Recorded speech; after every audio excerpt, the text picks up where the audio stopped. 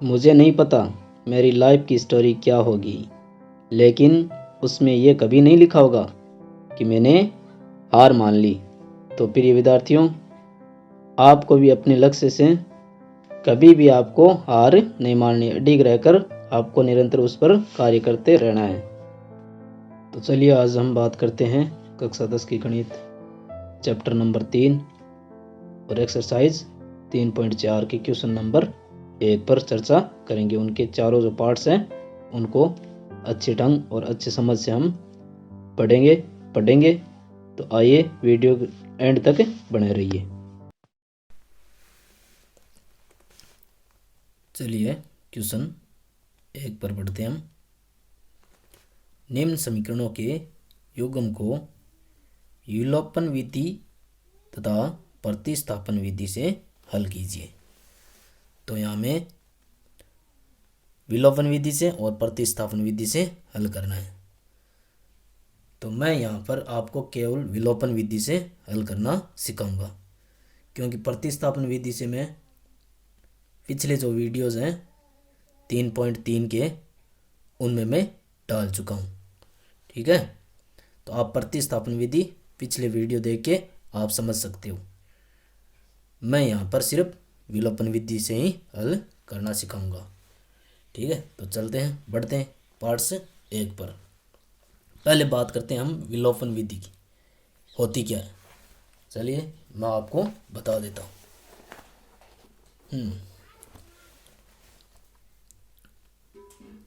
विलोपन विधि दोनों रैखिक समीकरणों के x तथा y चरों के अचर गुणांक, यहाँ देखो ये दो आपको दिखाई दे रही है रैखिक समीकरण युग्म है, इनके x या फिर y चर, इन दोनों में से दोनों समीकरणों के एक को समान बना लेना है। देखो यहाँ पर गुणांकों को समान बनाकर फिर हम जोड़ेंगे या फिर स्थिति देखेंगे चिन्ह के अनुसार, है ना। हम जोड़ भी सकते हैं और घटा भी सकते हैं। तो पहले यहाँ देखो x और यहाँ पर 2x है, मैं इसको 2x बना लूँगा। 2x बनाने के लिए मैं इस समीकरण को 2 से गुणा करूँगा, या फिर हम चाहते हैं कि y के जो गुणांक है, अचर गुणांक है, वो समान हो। तो यहाँ पर देखो 3 है, तो मैं यहाँ 3 बनाने के लिए 3 से गुणा, यहाँ देखो समझना पड़ेगा आपको ना थोड़ा सा, 3 से गुणा करूँगा, 3 से गुणा करूँगा, तो यहाँ 3 से गुणा करने का मतलब है पूरी समीकरण को दोनों पक्षों में 3 से गुणा।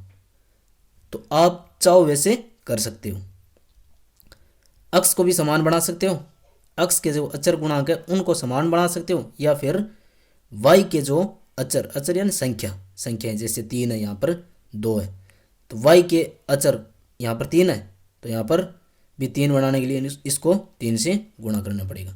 फिर हम जोड़ेंगे घटाएंगे, कैसे, चलो मैं बता देता हूँ आपको। यहाँ पर मैं क्या कर रहा हूँ, x को समान बना लेता हूँ, x के जो अचर है उनको मैं समान बना लेता हूँ। तो यहाँ पर 1 है, गुणा में इसके 1 है, ठीक है, एक तो फैक्टर होता ही है, फैक्टर गुणनखंड करते हैं तो एक तो होता ही स्वयं और एक तो होता ही है ना। और यहाँ पर कितने x के अचर गुणांक 2 है, दिख रहे ना, 2 है, और यहाँ पर 1 है। तो मैं इस समीकरण को क्या करूँगा, 2 से गुणा कर दूंगा। ठीक है, अगर आप चाहते हो कि नहीं मैं x से नहीं करूँगा, तो आप y के जो अचर गुणांक है उनको भी समान बना सकते हो। यहाँ 3 है, तो यहाँ 3 बनाने के लिए इस समीकरण जो 1 नंबर है इसको 3 से गुणा कर सकते हो, तो 3y हो जाएगा, इधर भी 3y। ठीक है, चिन्ह तो मैं जोड़ने घटाते समय हमें ध्यान में रखना। चलो बढ़ते हैं, मैं यहाँ पर समीकरण नंबर देता हूँ इसको 1 और ये 2 नंबर। ठीक है, मैं समीकरण पहले मैं लिख देता हूँ विलोपन विधि से ना, विलोपन विधि से। विलोपन विधि से। ठीक है, तो यहाँ पर मैं अक्ष है, जो अक्ष के चर अचर हैं उनको मैं समान बना देता हूँ। चर तो ये खुद अक्ष है, अक्ष और वाई, और अचर जो इनकी गुणा में संख्या होती है वे अचर कहलाती है। ठीक है, अचर जो संख्यात्मक रूप जैसे 5 है, 4 है, ये अचर है। तो मैं अब समीकरण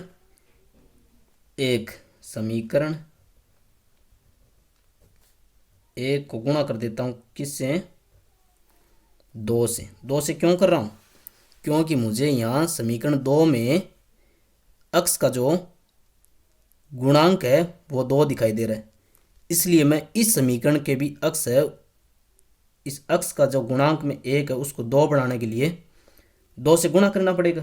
तो चलो मैं यहाँ पर 2 से गुणा कर देता हूँ।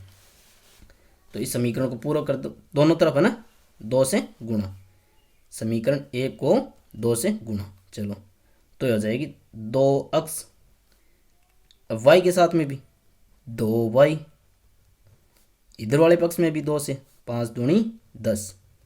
ये समीकरण नंबर दे दो आप 3, क्यों तो 2 तो आप बना दी हुई है। ठीक है ना, तो ये समीकरण 2।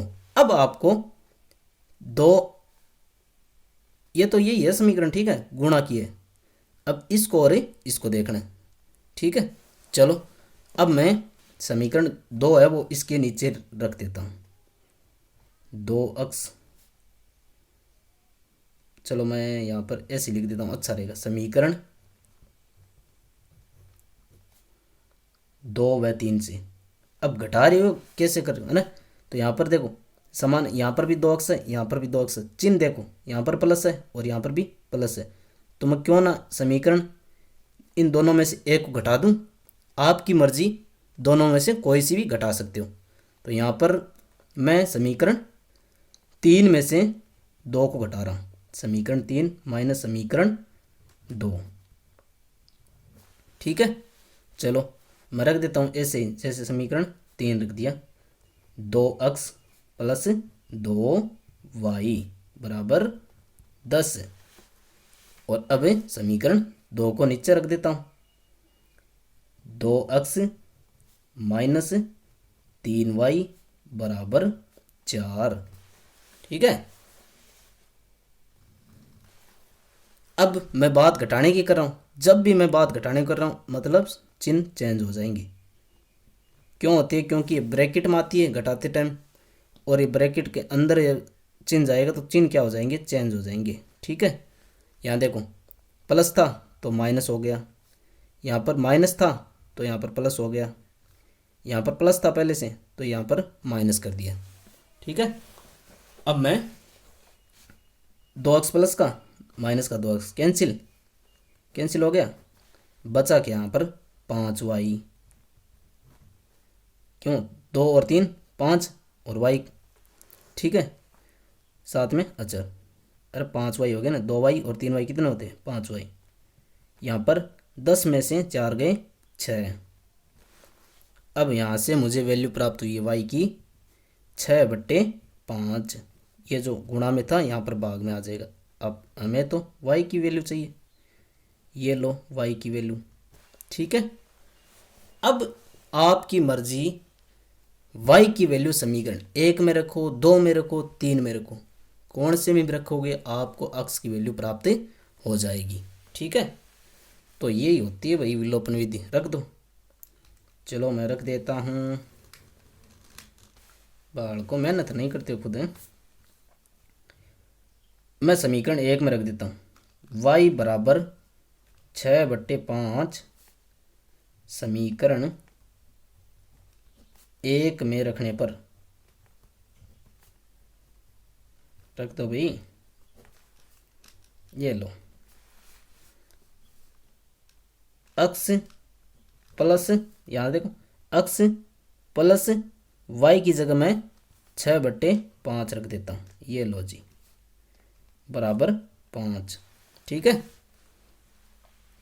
अब यहाँ से अक्ष बराबर 5 और ये मैं इधर ले चलता हूँ भाई, माइनस के 6/5। यहाँ पहले लघुत्तम लेके भी आप सरल कर सकते हो, लेकिन मैं इस अचर को अचर की साइड में ही ले आया हूँ। तो अक्स की वैल्यू यहाँ से आ जाएगी, मुझे प्राप्त हो जाएगी 5 लघुत्तम आ गया, 5 चौड़ी 25 -6/5। ठीक है, तो अक्स की वैल्यू मुझे प्राप्त हो जाएगी यहाँ पर 25 - 6 कितना होता है 19/5 ये आ लो। ठीक है, तो अक्स और वाई की वैल्यू प्राप्त हो गई है। ठीक है, क्वेश्चन ए का पार्ट सेकंड। ठीक है, चलो यहाँ पर देखो, वही विलोपन विधि लगा देनी है। समीकरण 1 दे दो इसको, ये समीकरण 2 है। 3x + 4y = 10 और 2x - 2y, ये थोड़ा सा ध्यान रखना। ठीक है, माइनस का 2y बराबर भी 2 ही है। तो चलो यहाँ से देखते हैं, यहाँ आपको सरल लगे ना, वो उसी अचर के अचर को समान बनाना है। यहाँ देखो 3x और यहाँ पर 2x, इसको मैं अगर 2 से गुणा कर दूं तो 6x, और इसको 3 से गुणा कर दूं तो 6x। अरे पूरी कोई होगा ना, तो मैं ऐसा क्यों करूं? यहाँ पर देखो 4y है, यहाँ पर 2y है, तो मैं अगर 2 से गुणा कर दूं इसको, तो मुझे दोनों को नहीं करना पड़ेगा ना। तो यहाँ पर मैं इस समीकरण को 2 से गुणा कर दूं तो ये 4 बन जाएगा ना, 4y हो जाएगा ना। तो मैं इस समीकरण को 2 से गुणा कर दूंगा, क्यों? 2 दूनी 4, 4y हो जाएगा, और इधर भी 4y है। किसी एक चर के अचर गुणांक है, उनको समान बनाना है मैं तो मैं y के अचर है उनको समान बना लेता हूँ। चलो विलोपन विधि से सॉल्यूशन, विलोपन विधि से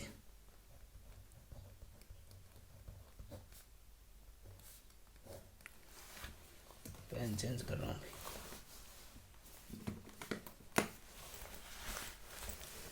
चलो समीकरण 2 को कितने से गुणा? 2 से गुणा। देखो 2 दूनी 4 x, यहाँ देखो -2 दूनी 4y, यहाँ पर 2 से, और बराबर में 2 दूनी 4, दोनों पक्ष में ही 2 से गुणा हुआ है। ठीक है, इस समीकरण को नाम दे दो आप 3। भाई ये एरिया तो एक ही है, मैं गुणा करवा के बना लिया हूँ समीकरण 3। अब समीकरण 1 और 3 से देखेंगे, समीकरण 1 और 3 से, समीकरण 1 प्लस समीकरण 2। सर अब आप प्लस क्यों कर रहे हो? यहाँ पर देखो, यहाँ चिन्ह देखो, इसमें प्लस और इसमें माइनस है। एज इट इज प्लस होगी ये समीकरण, तो एज इट इज ऐसे ही रहेगी। ठीक है, तो देखो यहाँ रख देता हूँ मैं, 3x + 4y = 10, और ये हो जाएगी 4x प्लस, सॉरी माइनस है यहाँ पर, 4y, समीकरण 3 लिख रहा हूँ मैं, बराबर में 4। ठीक है, अब यहाँ से सरल कर लेते हैं। तो देखो जोड़ किया, तो जोड़ करते वक्त आपको यहाँ ऐसा नहीं करना कि चिन्ह चेंज कर दी। चिन्ह तभी चेंज होंगे जब आप घटा रहे हैं। ठीक है, नहीं तो ऐसे के ऐसे पड़े रहेंगे। क्यों रखा है? क्योंकि यहाँ पर पहले से माइनस आई है और ये प्लस है, तो कैंसिल हो जाएंगे, 4y से 4y कैंसिल, तो यहाँ पर बच जाएगा 7x बराबर 10 और 4 14। तो यहाँ से x की वैल्यू प्राप्त हो जाएगी 14/7। बोले तो x बराबर 7 दूनी 14 यानी 2। ठीक है, x की वैल्यू मुझे प्राप्त हो चुकी है। अब हम x की वैल्यू समीकरण 1 या 2 से कौन से में भी रख सकते हैं। चलो x बराबर 2 समीकरण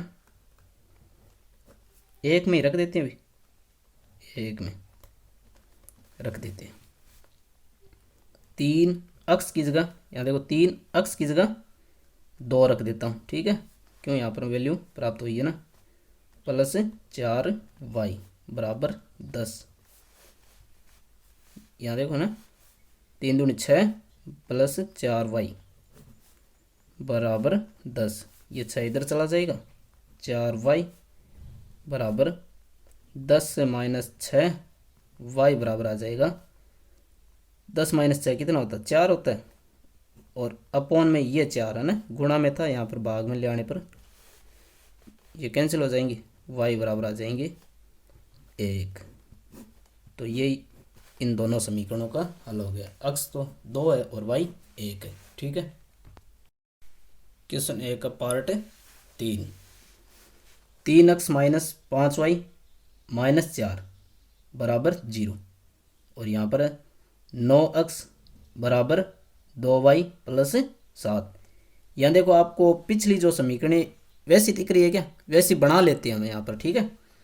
तो मैं इसको सरल कर लेता हूँ। 3x - 5y बराबर, ये जो अचर है माइनस का उधर जाके प्लस का हो जाएगा 4। ठीक है। ये समीकरण नंबर दे दो आप 1। ठीक है ना। और अब यहाँ देखो 9x एक साइड में कर लेते हैं अचर को, अचर यानी x और y है ना, -2y क्योंकि इधर आया तो माइनस का हो गया, और ये 7 का 7। अब देखो ये समीकरण नंबर 2 दे देते हैं। अब ये समीकरण 1 और 2 हमने जो पिछले जो 2 सरल किए उनके जैसे हो गए ना, तो अब हम विलोपन विधि से सॉल्यूशन। ठीक है। विलोपन विधि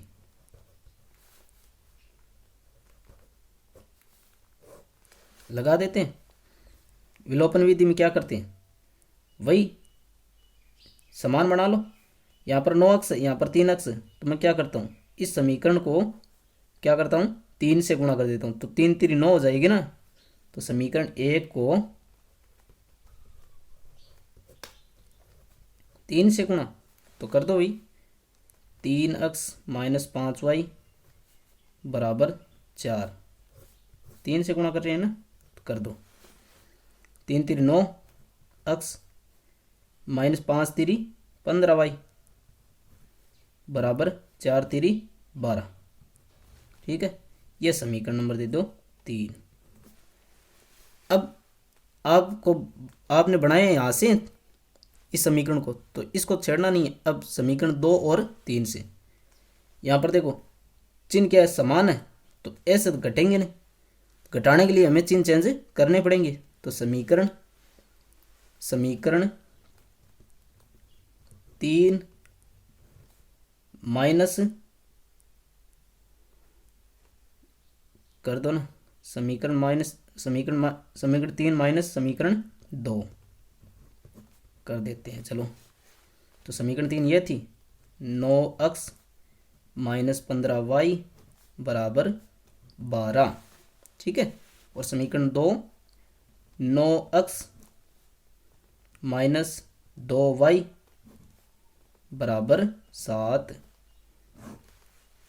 मैं बात घटाने की कर रहा हूँ तो चिन्ह चेंज हो जाएंगे। यहाँ रखना, ध्यान रखना, समीकरण 2 को घटा रहे हैं ना, तो समीकरण 2 लिख करके नीचे, ठीक है, ऐसे कर देना। अब चाहो तो समीकरण 2 - 3 भी कर सकते हो ना, समीकरण 2 - समीकरण 1 भी लिख सकते हो, वैसे भी कर सकते हो और ऐसे भी कर सकते हो। चिन्ह चेंज के लिए यहाँ पर प्लस था तो यहाँ पर माइनस, यहाँ पर माइनस है तो ये क्या हो जाएंगे प्लस, यहाँ पर प्लस है तो ये क्या हो जाएगी माइनस। ठीक है। कैंसिल, तो यहाँ से मुझे प्राप्त होंगे माइनस का 15y और प्लस का 2y।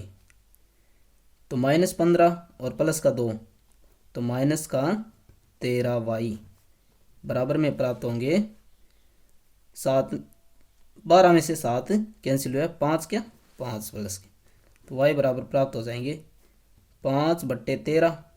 और ये जो चिन्ह है वो ट्रांसफर हो जाएगा इधर, केवल चिन्ह को किया हो ना, ये तो भाग में चला, अरे -13 ये भाग में आ जाएगा ना, तो चिन्ह ऊपर आ जाएगा। तो y की वैल्यू यहाँ से प्राप्त हुई मुझे 5/13 माइनस के। ठीक है।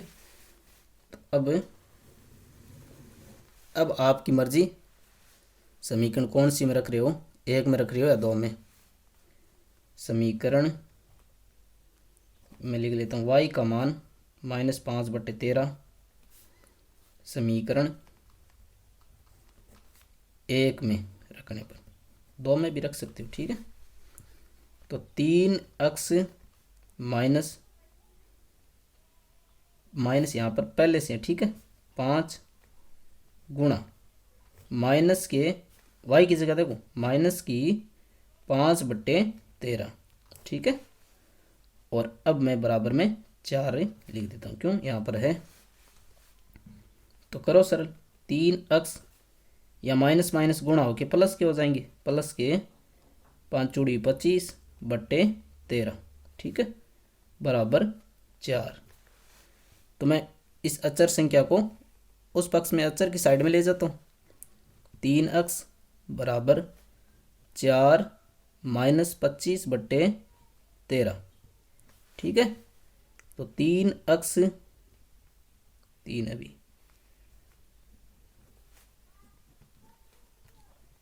ये या के चिन्ह, ठीक है, कि या हम इस प्रकार से लिख सकते हैं, या, ठीक है। 13 आ गया लघुत्तम, 13 चौक 52 -25/13, ठीक है। तो यहाँ पर प्राप्त हो जाएंगे 52 में से 25 गया, कितने बचे, घटा दो, आपको बताया ना, ऐसे घटा लिया करो 25। तो यहाँ पर 12 में से ना घटाओ, आप इसका बेस्ट फ्रेंड ढूंढो। 5 का बेस्ट फ्रेंड 5 होता है, क्योंकि दोनों अंकों का योग 10 होना चाहिए, 5 होता है ना। तो 5 और 2 7, यहाँ पर बेस्ट फ्रेंड कहाँ में लिए, तो एक अधिक कर दिया यहाँ पर।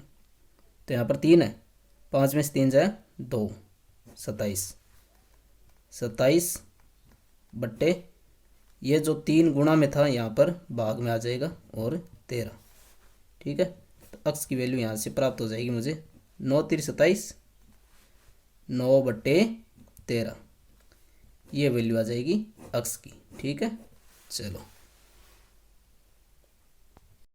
चलिए क्वेश्चन नंबर 3 के पार्ट चौथे पर सॉल्यूशन कर देते हैं।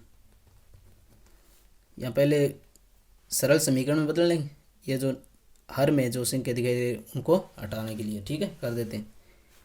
इस समीकरण को हल करने के लिए 6 लघुत्तम आया, अरे 6 लघुत्तम ऐसे भी कर सकते हैं आप, 3 को इससे गुणा, 2 को इससे गुणा और निचलों को आपस में गुणा, ठीक है, अगर 2 हो तो, ठीक है। चलो मैं कर देता हूँ, इसको इससे गुणा करा दिया, 3x प्लस 4y बट्टे 3 दूनी 6, वैसे भी 6 लघुत्तम ले लिया, 2 का भाग दिया, कितना आता है 3, तो 3 ऊपर गुणा हो जाएगा, 6 में 3 का भाग दिया 2, 2 को ऊपर 2 से गुणा करा 4, ठीक है, बराबर माइनस का 1। इसको और सरल कर लो, 3x प्लस 4y बराबर, ये 6 इधर ट्रांसफर कर देते हैं, इस पक्ष में भेज देते हैं, तो माइनस का 6, तो ये समीकरण हो जाएगी आपकी 1, ठीक है। अब यहाँ से 3 लघुत्तम ले लो, तो यहाँ 3 लघुत्तम लेने पर 3x माइनस y बट्टे 3 बराबर 3, ये 3 इधर ट्रांसफर कर दो, तो यहाँ पर प्राप्त हो जाएगी 3x माइनस y बराबर 3 3 9, ये समीकरण लिख दो 2 नंबर। अब समीकरण 1 और समीकरण 2 से, यहाँ देखो आपको कुछ नहीं करना है, यहाँ पर 3x है और यहाँ पर भी 3x है, 3 3 समान है, तो आपको सिर्फ घटाना है, समीकरण 1 माइनस समीकरण 2 कर दो, समीकरण 1 माइनस समीकरण 2 कर दो, 3x प्लस 4y बराबर माइनस के 6, और ये लिख दो नीचे 3x माइनस y बराबर 9। अब घटा रहे हो, घटाने की बात करें तो चिन्ह हो जाएंगे चेंज, यहाँ प्लस था तो माइनस हो गया, यहाँ पर माइनस है तो प्लस हो जाएगा, यहाँ पर प्लस है तो ये माइनस हो जाएगा, ठीक है। 3x से 3x कैंसिल, क्यों, प्लस और माइनस कैंसिल, यहाँ पर बच जाता है आपका 5y, और यहाँ पर बचाते हैं -15, क्यों -6 और -9 कितना हो गया 15 माइनस के, y बराबर हो जाएगा -15/5।